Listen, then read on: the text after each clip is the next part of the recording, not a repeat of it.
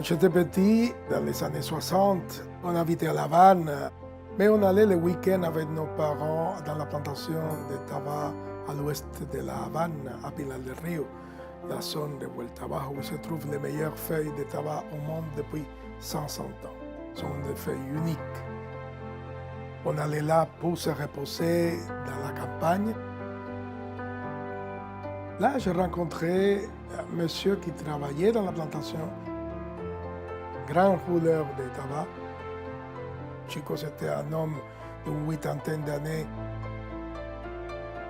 Pour aller mat, roulé par le soleil, il m'a soufflé cette flamme que j'ai aujourd'hui pour les cigares, pour créer les meilleurs cigares.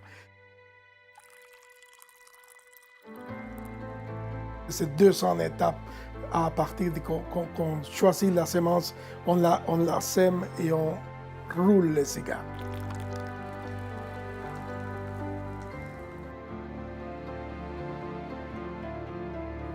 Un jour, Chico nous a quittés.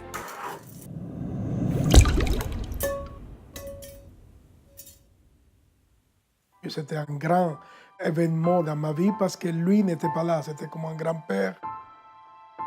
Je pense aujourd'hui que la disparition de Chico a fait qu'aujourd'hui j'arrive à avoir un cigare unique. Je suis sûr. Il y a des fois dans la vie qu'on croit tout perdre. Et on se rend compte avec les regards qu'on fait en arrière qu'il a fallu qu'arrive cette situation-là pour qu'on puisse comprendre que c'était nécessaire pour améliorer ou pour avoir quelque chose qu'on a toujours voulu avoir.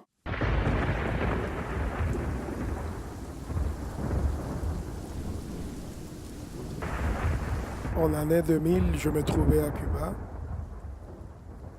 On aurait pu faire une récolte magnifique. Il y a eu un ouragan, il a tout dévasté, il a tout perdu en l'espace de quelques heures. On s'est rendu compte qu'on avait gagné.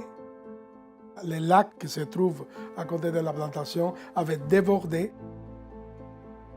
Les sédiments de ce lac avaient envahi toute la plantation et a provoqué que la plantation se ressource à nouveau avec des oligo-éléments. On a eu des feuilles extraordinaires. C'est finalement grâce à cet ouragan que par la suite, on a réussi à avoir les meilleures récoltes.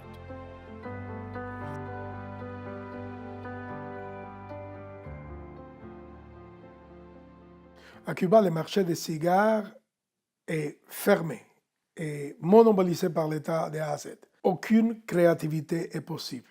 Pour pouvoir créer un cigare unique, comme je fais, malgré la douleur d'abandonner ma patrie, ma famille, mes amis, ma vie, j'ai dû partir de Cuba.